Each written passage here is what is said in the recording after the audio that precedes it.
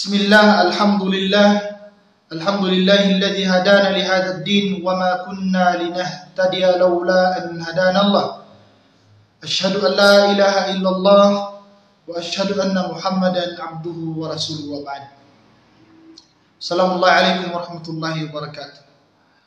Mga kapatid sa pananampalatayang Islam, pasalamatan natin si Allah subhanahu wa ta'ala sa kanyang mga biyaya na pinagkaloob ni Allah subhanahu wa ta'ala.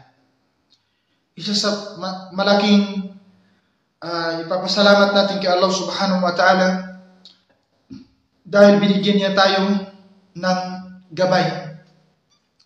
Pinili niya tayo na paano maisabuhay o magkaroon ng tamang pananampalataya, tamang relihiyon na pinagkaloob niya.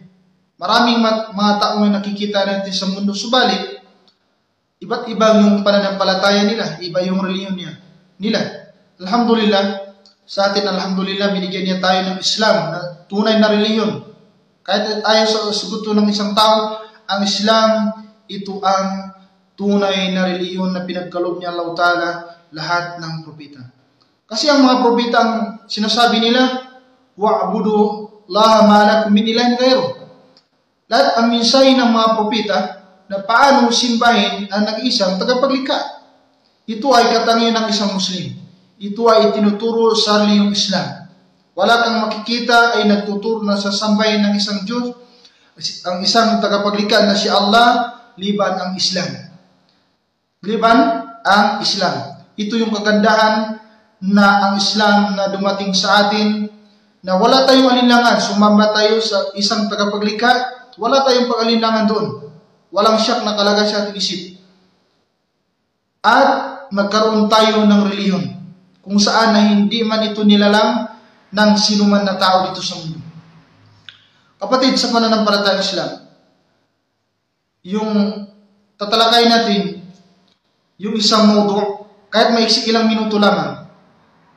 Bakit mayroong mga balik Islam na bumabalik sa kanilang dating relihiyon?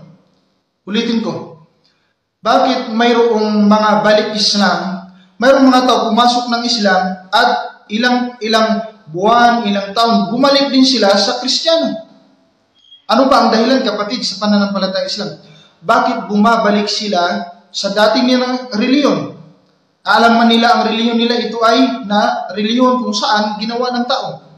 Ang relihiyon nila. Pumasok sila sa Islam, din pagkatapos ng ilang buwan, ilang taon ay bumalik din sila sa kanilang dating relihiyon, maging Kristiyano. Bakit, kapatid, sa pananampalatayang Islam? Pakinggan niyo ang ayatan ni Allah subhanahu wa ta'ala. Sinabi ni Allah subhanahu wa ta'ala, wa minan nasi may yaqulu amanna billah, wa minan nasi may yaqulu amanna billah wa bil yawmil akhir wa ma hum bimu'minin.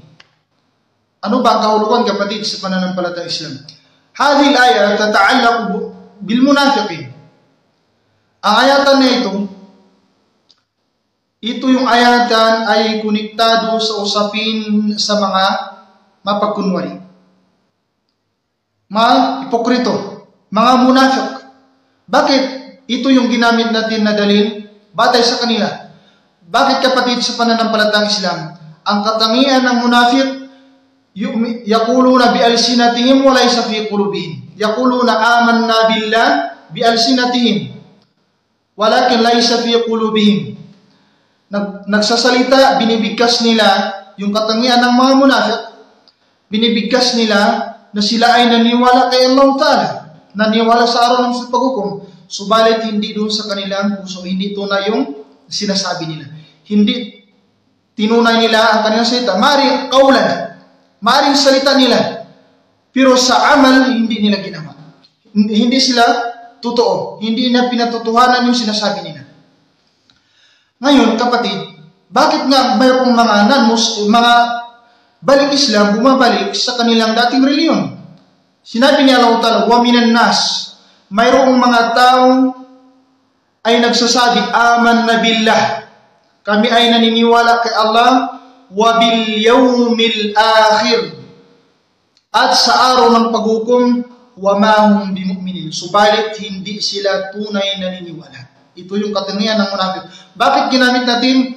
Dahil yung mga balik Islam, sila ay nagsaksi, yung habang sila ay pumapasok ng Islam, ashhadu an la ilaha illallah wa ashhadu anna Muhammadan Rasulullah. Nagsasalita sa kanilang mga bibig, sila ay naniniwala kay Allah Ta'ala at sa last na propeta, si Propeta Muhammad sallallahu alaihi wasallam, subalit na hindi totoo ang kanilang pagsaksi. Hindi natin alam kung ano ang dahilan, bakit sila niyakap ng Islam, subalit bakit sila ay nakalabas pa rin sa Islam, dahil batid ni Allah subhanahu wa ta'ala ang kanilang sinasalita, sila ay naniniwala kay Allah at sa araw ng paghukom hindi totoo.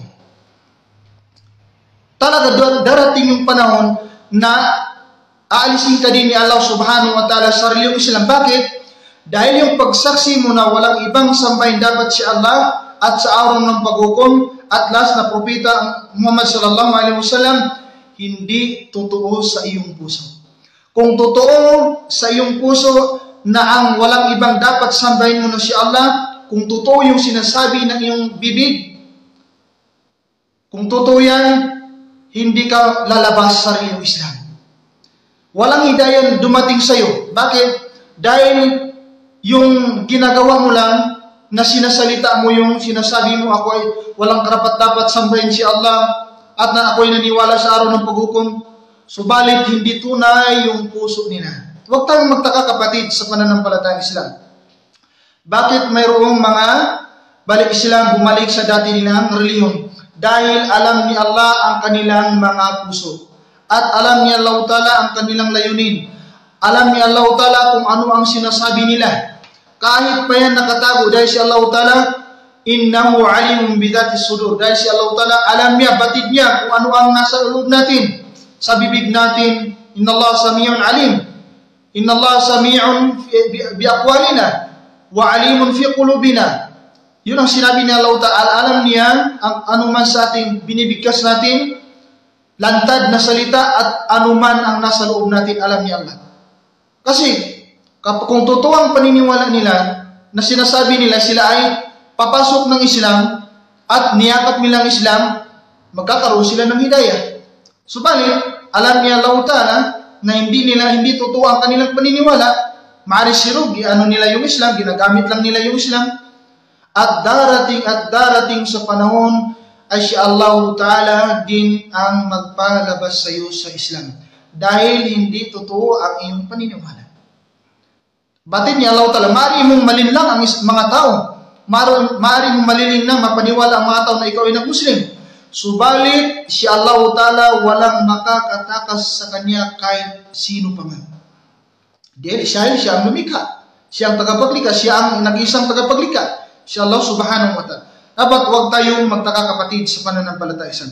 Bakit ginamit natin yung ayat ng munafik, itong munafik, para mutalik sa munafik ng ayat na ito? Dahil yung mga nagbalik Islam ay pumasok sila sa Islam. Sinasabi nila sila ay naniwala sa araw ng paghukom kay Allah, kay Propeta Muhammad, subalit hindi totoo sa kanilang mga puso. Talagang bumalik sila sa kanilang dating reliyon kasi hindi yung totoo na pagka-Islam nila kapatid sa pananampalatayang Islam. Naway gabayan tayo ni Allah Subhanahu wa Ta'ala sa ating pananampalataya, patatagin niya tayo sa ating pananampalataya, akida, sa ating relihiyon. Naway tanggapin niya Allah Ta'ala ang lahat ng ating gawain dito sa mundo hanggang sa kabilang buhay at gawin niya ito maging dahilan ay makakapasok tayo sa kanyang paraiso, mga kapatid, sa pananampalatayang Islam. Tandaan ninyo, huwag kayong malito dahil binanggit niya ni Allah Ta'ala sa Quran ang mga taong na hindi tunay na nampalatay kay Allah ay alam ito ni Allah Ta'ala. Kahit anong gawin niya, hindi siya magkakaroon ng hidayah hanggang siya ay maging magbalik loob at maging totoo doon kay Allah Subhanahu wa Ta'ala. Kaulan wa amalan. Ibig sabihin, gagawin niya kung ano ang sinasalita niya. Wa sallallahu wa baraka alayhi wa ala alihi wa sahbihi ajma'in. Amma ba'd, assalamu alaikum wa rahmatullahi wa barakatuh.